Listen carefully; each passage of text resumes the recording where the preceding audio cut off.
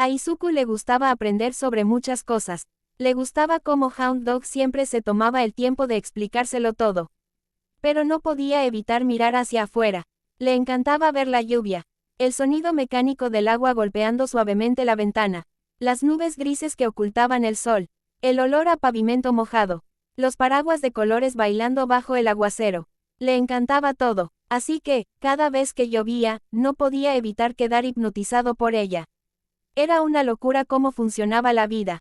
Hacía menos de 2 horas, el sol brillaba con fuerza, y ahora el agua caía a cántaros como si el océano se hubiera puesto patas arriba. La campana sonó, sacando a Izuku de su trance. Era la hora del almuerzo. Oyó a la horda de estudiantes hambrientos corriendo hacia la cafetería. Izuku echó un vistazo afuera, lo justo para evitar ser visto, pero aún así vislumbró lo que estaba sucediendo. Sorprendentemente, Aizawa no lo esperaba afuera, nadie lo esperaba. Ahora que la oleada de estudiantes probablemente había llegado a la hora del almuerzo, el pasillo se sentía vacío. Casi daba miedo entrar, le recordaba a los pasillos de las instalaciones, las paredes blancas y austeras, el eco de voces lejanas, las interminables puertas que conducían a lugares desconocidos. Era extraño ver tanta familiaridad en un lugar completamente diferente. Hound Dog nunca se había ido antes que Izuku. Izuku no quería robarle más tiempo del que ya tenía, así que se armó de valor y salió al pasillo. Ya no estaba acostumbrado a estar solo. Se había acostumbrado a tener siempre a alguien con él. Y cuando estaba solo, sentía que había vuelto. De vuelta a la prisión. De vuelta a la tortura. Al dolor. A la muerte. Solo. Solitario. Abandonado. Midoriya. Una voz alegre y confusa lo llamó desde atrás. Izuku se giró y vio a Uraraka con sus 2 amigas. Su rostro se iluminó con una cálida sonrisa y sus habituales mejillas sonrosadas.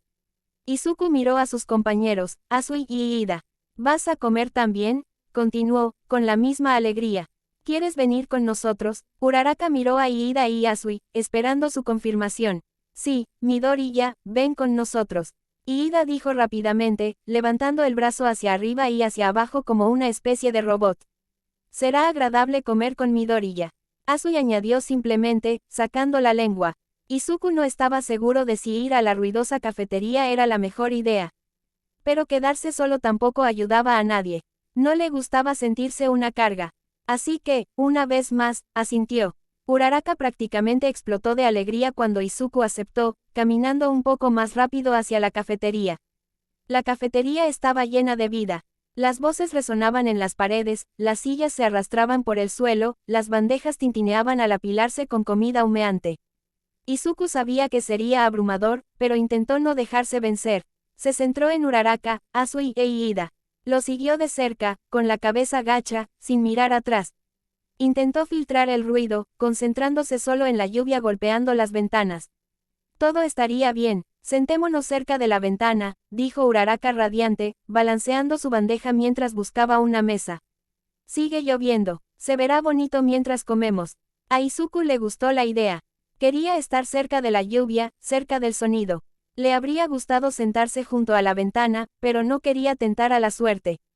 Afortunadamente, Asui lo empujó hacia la ventana sin decir palabra, solo ofreciéndole una pequeña sonrisa en respuesta a su confusión. Entonces empezaron a comer. Izuku no se sentía cómodo con el tenedor y el cuchillo, pero intentó disimularlo, comiendo despacio y con cuidado.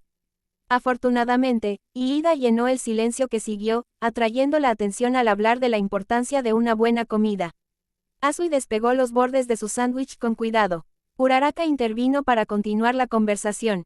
Desde unas cuantas mesas de distancia, Bakugou los notó. Uraraka reía, y Iida gesticulaba como un robot averiado. Tsuyu, tranquilo y sereno como siempre. Y en medio de todo, él.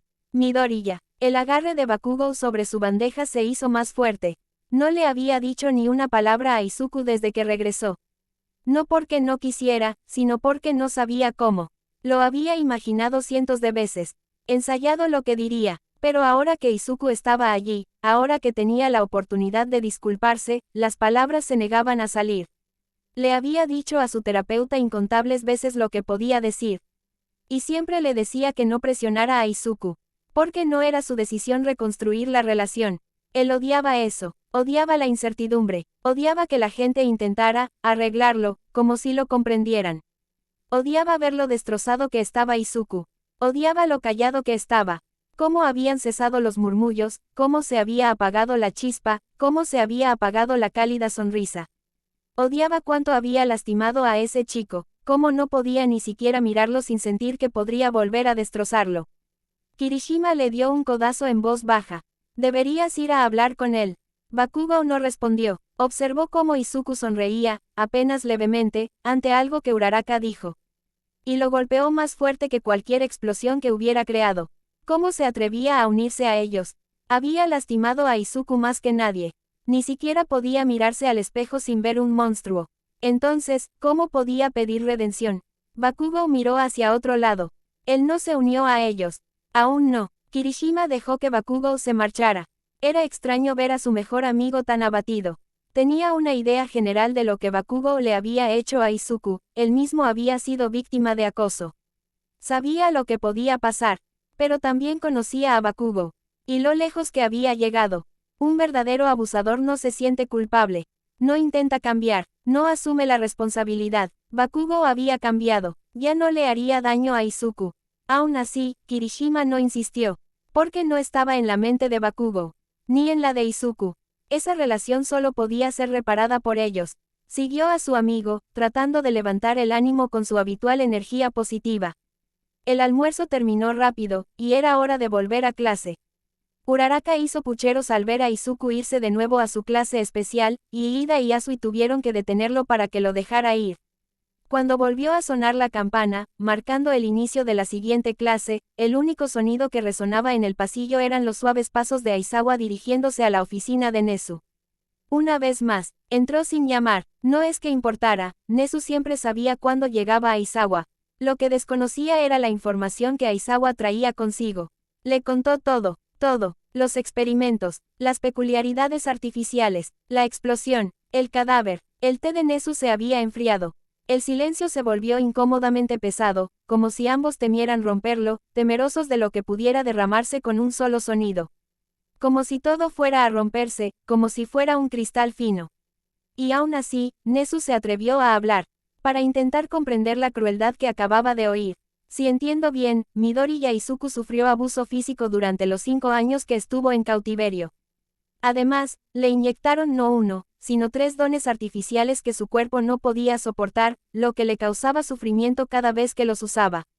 Además, no puede controlarlos. Se activan por el dolor, la emoción o el miedo.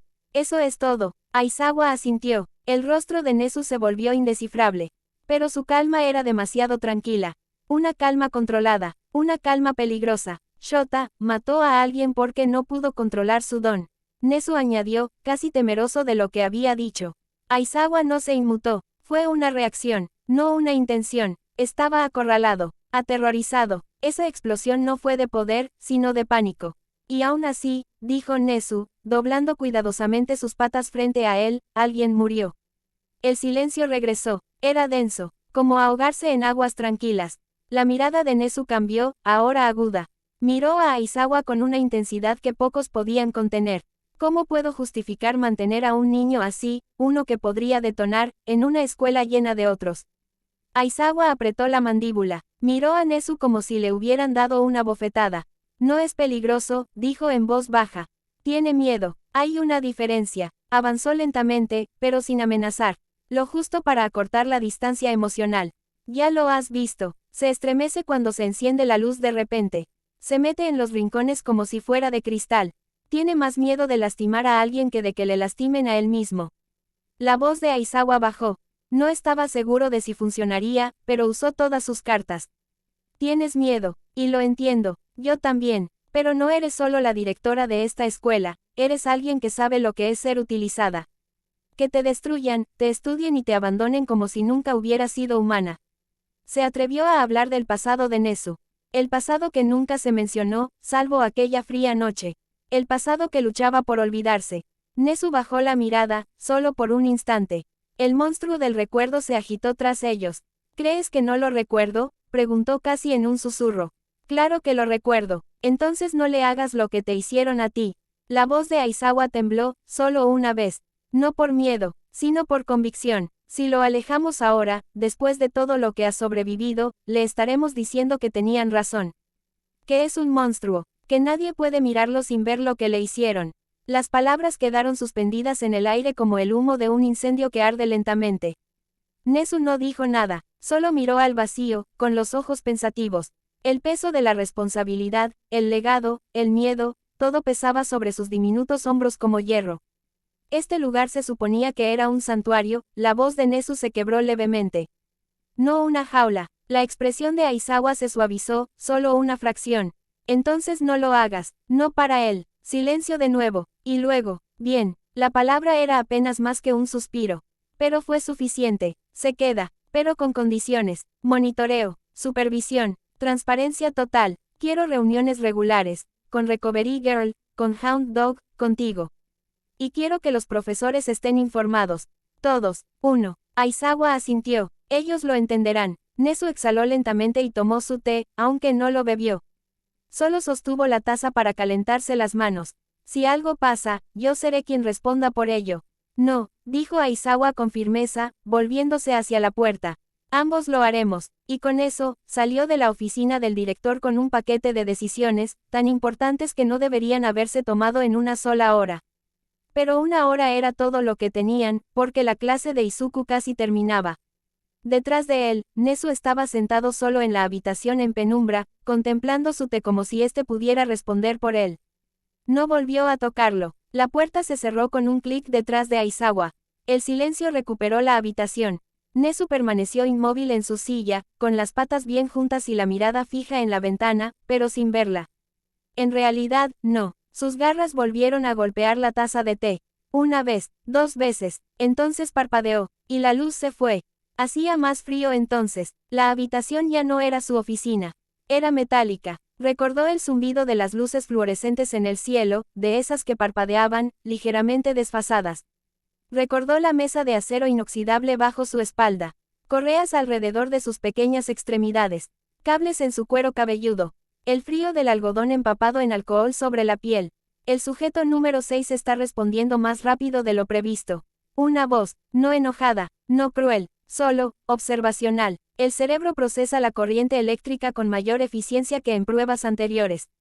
El tejido cerebral se está adaptando. Él había querido gritar, no por el dolor, que ya había pasado, sino por el vacío de esas voces. Como si ni siquiera estuviera allí.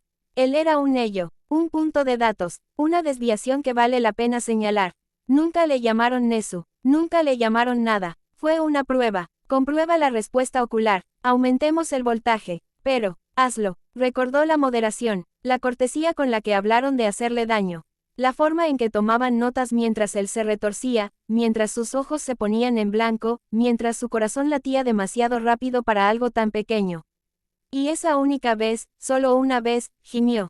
¿Crees que se siente? El silencio que siguió a esa pregunta fue lo más frío que había sentido jamás. No importa, sigue grabando. La imagen se rompió, así como así, de vuelta en su oficina. De vuelta a un té ahora frío. Un té que fue lo primero que probó al ser liberado. Nezu respiró hondo, tranquilo y con calma. Sus garras temblaron apenas. No importa, repitió las palabras en voz alta. Solo una vez, entonces, lo hace.